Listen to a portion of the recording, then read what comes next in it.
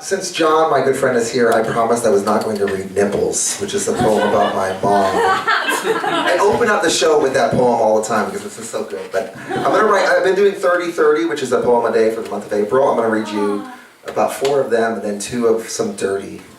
Does anyone mind dirty poems? They're going to be kind of dirty. All right. But these are serious ones now. This one's called, I wanted to do things that inspired me. So I'm writing about things that inspire me. Redwoods.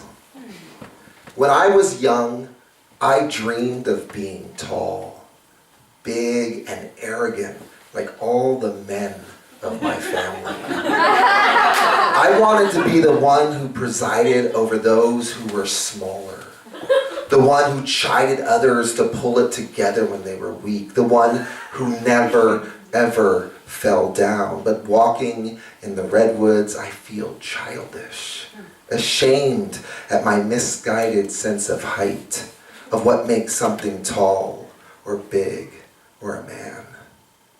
These trees find power in giving, protecting what is smaller with their canopy, housing safely in their branches whole ecosystems like a father's hug. And even when they fall, even in their demise, new life, little things take root, seek shelter, find a home in their decaying bodies. Thank you. Okay, spiders. I fucking hate spiders.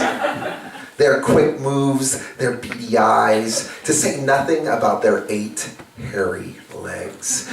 But there is something about their mythology, the way it's said that they build their homes day after day from scratch or from the web's tattered remains. String by string, they construct a thing to dwell on, to hide behind, to capture their prey. How beautiful, how utilitarian. As a child, I would freak out if I walked through a web and learned to run through the darkness of my backyard, stick first to avoid the possibility of contact. But now, I wonder whenever I feel the slide of web over skin, if the spider with its bulbous eyeballs watching me hopes just for a second its web will hold, and it will feast on my body for eternity. Enough of this serious stuff. I did write one about porn, but I'll skip that one. Okay, I'm gonna do some dirty ones from, so this other project I was working on a couple months ago was I wanted to take words that I hated and put them in an erotic context and just see what happened. So, you know, like things like pliant, who likes that word? Here's suckle. We are trying to devise where we should first meet when I suggest the library. I say the young adult section to be kind of pervy. We are instant messaging on OkCupid. We are quick typers.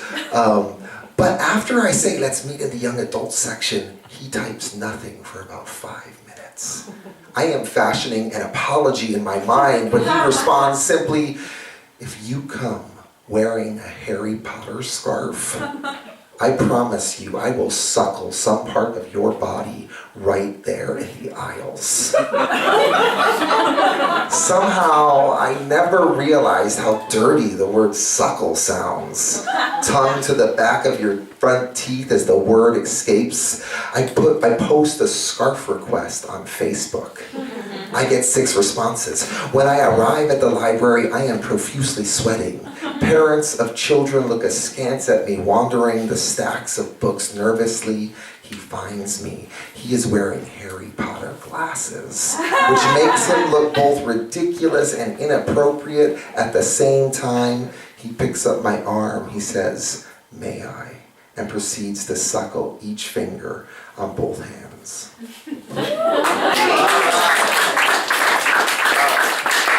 This is viscous. It's just a yucky word. Okay. In soft tones, like the sweet nothings uttered in poorly scripted pornography, or worse yet, the postcoital cuddling conversations of various rom-com movies, I ask my lover, does this happen often? She responds in requisite hushed and heavy breathing, not often enough. My fingers still in her body, everything is wet. My wrists and forearms and thighs, her ass cheeks, the blanket beneath us. I worry about my duvet cover, made of fluff feathers, now clotted and damp with moisture. I consider the crisp whiteness. I wonder if it will stain. She reaches down and says, I thought it would be more viscous than it is. She reaches up to smell her hand. She sticks out her tongue, fat and red, and licks her finger. She savors something in her mouth.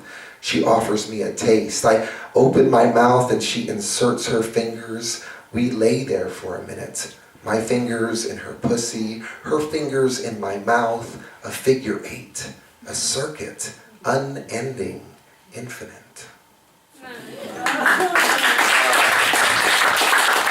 Two more, and we're back to what inspires me.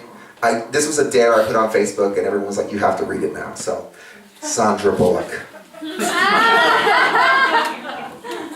There's this scene in Miss Congeniality, or maybe it's Speed 2, it doesn't really matter. What matters is that there she is, not traditionally beautiful, not particularly talented, compelling, or awe-inspiring, but she's snorting, she's mugging it up, she's reveling in her awkwardness, giving it her all. It's like watching someone trip on the sidewalk, catch themselves, and then look around to see if anyone saw.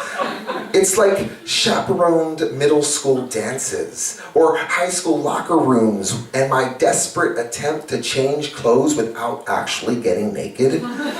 It's the ability to make Keanu Reeves a leading man. It's leaning in for tender kisses, or the brutal first few times my girlfriend and I tried to get it on in the back seat of my Toyota Corolla.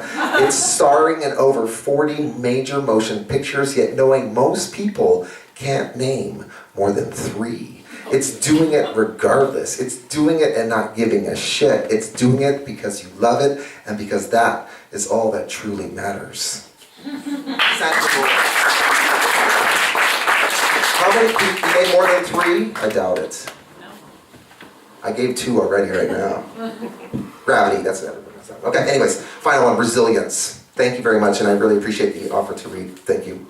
I can't see on that side. There we go, the light's better here. Resilience, I see this now, right? Oh, anyways, resilience. Think a sea sponge. Think the soft part of your inner thigh. Think your heart.